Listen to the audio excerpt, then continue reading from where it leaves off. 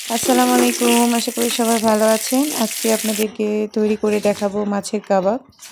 তো মাছের কাবাব তৈরি করার জন্য আমি মাছটা একটু হালকা ভেজে নিয়েছি। তারপর ভালোভাবে এটা বেছে নিয়েছি। এরপর এখানে বেরেস্তা, তারপরে ধনিয়া আর পেঁয়াজ, রসুন, কাঁচামরিচ একটু ভেজে নিয়ে ওইটা ব্লেন্ডার করে এর মধ্যে অ্যাড করেছি। তারপর এখন এগুলো ভালোভাবে মাখিয়ে নেব। এর মধ্যে আমি কাঁচা ডিমও দিয়েছি, দিয়ে তারপর ভালোভাবে মাখিয়ে নিয়েছি, কারণ ডিমটা দিলে জিনিসটা ভেঙে যায় না। এরপর সব ভালোভাবে মাখিয়ে নেওয়ার পর হাতে তেল দিয়ে আমি এগুলো গোল গোল করে নিব। তো এইভাবে গোল করে নেবেন। তারপর আমি এটা তেলে ভেজে নিয়েছি।